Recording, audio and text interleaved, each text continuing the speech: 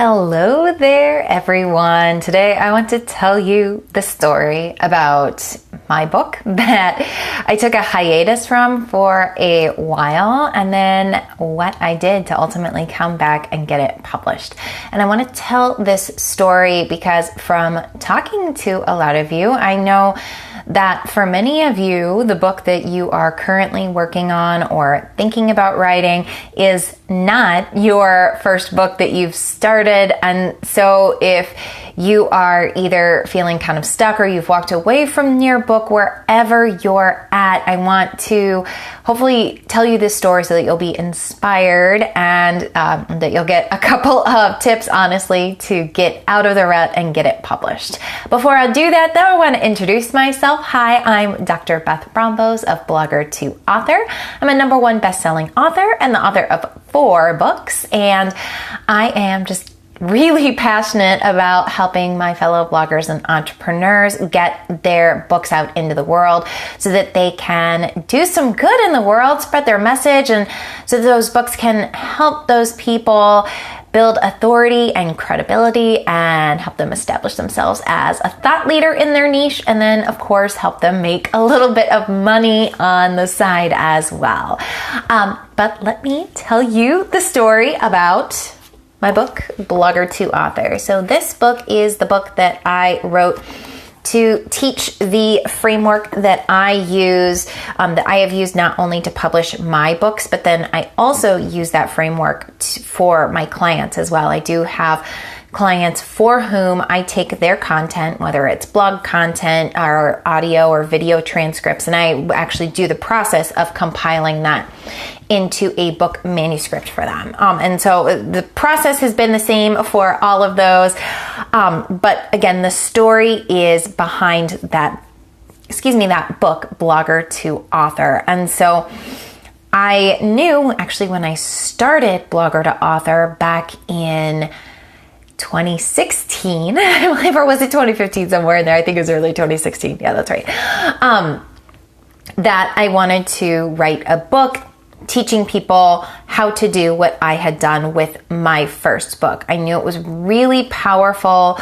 The framework that I had first created and now have refined over the course of, again, 4 of my own books, and then helping many, many others do the same thing.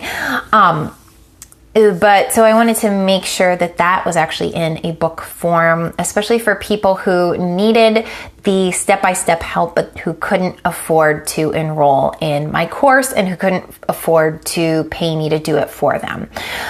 So had this book in mind. I had my outline for a long time. And then I got pregnant and my husband and I moved across the country. We moved from Chicago all the way down to Oklahoma. My husband switched jobs. There's all of the stuff that came up. And so early in 2016, I had been writing relatively on a consistent basis. I'd been making progress every month. And then right around the time we moved, I stopped working on the book. And yeah, I've got some good excuses. We had that big move. I had, my pregnancy, and then I had a baby, which kept me really, really busy. And then also just some decisions I made. I made the decision to focus more on client work and the things that were helping me bring in money to add to my family's income, and got kind of overwhelmed with client work and did not make the time, honestly, to work on my book. And that was a mistake of mine.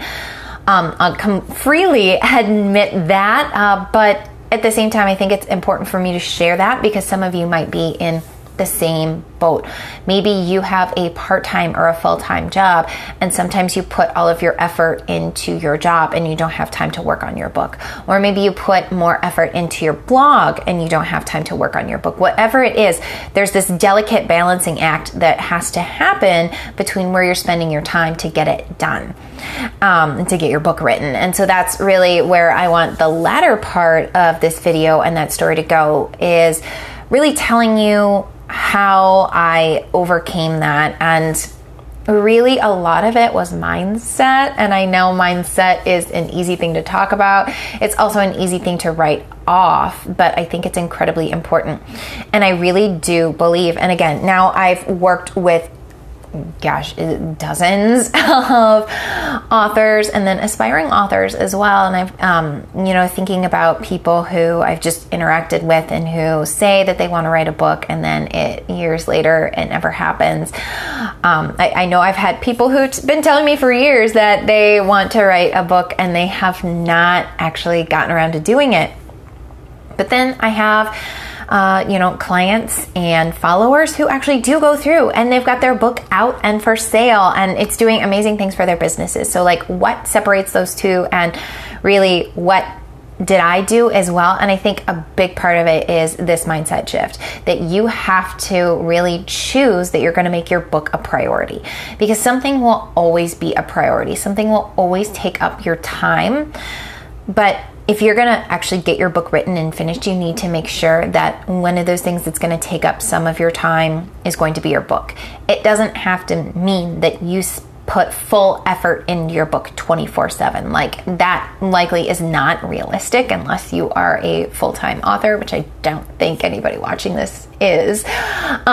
So you really need to figure out how much time you can devote, but really I think the biggest thing in here is to devote time consistently.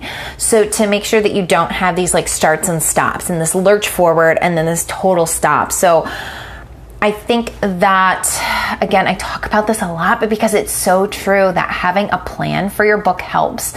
It's not the be all and end all. Like, I had a plan, outline for not yoga for runners. I had that too, but for my book, Blogger to Author, the one I'm talking about now. And yeah, I still had to walk away from it for a while. But when I did get back into writing after that time that I stopped, having that outline made it a lot easier. I knew what I still needed to write about, and because I had been as detailed as I could when I was writing out my outline and putting in as many thoughts and notes as possible, I knew what I needed to include in each chapter, which made it a lot easier. So again, having that plan is super key. And then part of your plan too needs to be how you're going to get your book written. So part of that might be setting a launch date, even if you don't directly share the launch date with your audience. Let's say you're going to launch next fall and you have a goal launch date for October 15th, but maybe you're not totally comfortable sharing that with your audience. Then just share them that your book is coming out in the fall, and that should be enough to kind of you're going to hold yourself more accountable because you don't want to disappoint them. And that's not to say you can't bump something back or bump back your launch date if something comes up. But I think that sharing that with your audience and seeing them get excited for your book gives you even more inspiration to finish your book. And I just saw this last weekend with a client who we are now trying to wrap things up with so we can get the book into her audience's hands. She needed to take a little bit of a break from the manuscript that we were working on together. She came back to it. She finished her part of everything and shared that with her audience, and she got so much positive feedback and people excited about the book and wondering when they can get a copy and where they can get a copy and just all of this stuff. Like, people really want her book, and I think seeing that then encouraged her to continue to really push things through and cross off these final few check marks so that she can get her book out there because she knows her audience wants it. So what's your take home here? That's that if you share with your audience and you show them how excited you are about your book, or even if you just tell them that it's coming out and tell them all of the good things that book is going to do for them, your audience will get excited, and that excitement will be contagious, and people will want your book, and you'll be more motivated to finish it because you see that people want it. So I hope that these few tips for getting back into that writing mojo, sort of what I did to finish out my story fully, was that I set a quarterly goal. I knew that finishing the book was something that I really needed to do for my business, that it was going to be big, that again, it was a way for me to reach a different audience, for me to serve my audience in a different way too, because again, I get that not everybody can afford my done for you services or my course, and so I wanted to give them a low-cost item so that there's a little bit of skin in the game, but if that's all that they can afford, then they still have everything that they need to succeed. So I kept that in mind, but again, that quarterly goal was huge. So it was Q2 of 2017. I sat down and said, okay, I really want to have this book done by the end of Q2. And I did.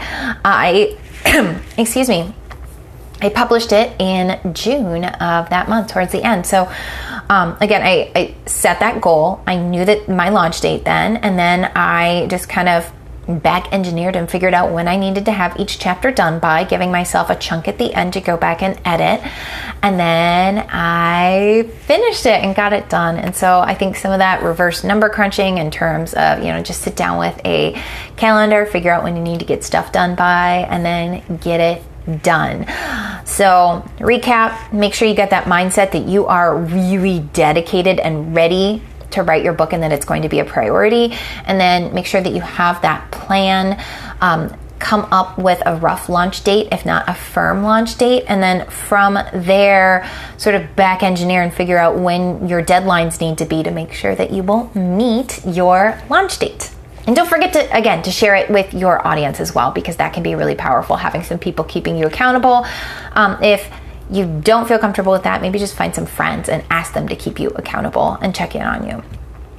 Okay, so if you need that plan though to help you work through things efficiently, whether it's coming up with the outline for your book or again, coming up with that plan of when you're gonna get things done by, that sort of thing, my book planning workshop is tomorrow. It's an hour-and-a-half long workshop, very small group. So I'm going to work a lot with you one-on-one and give you some personal advice, answer your individual questions, that sort of thing. And it's just $30, which is a fraction of the cost of a normal one-on-one with me.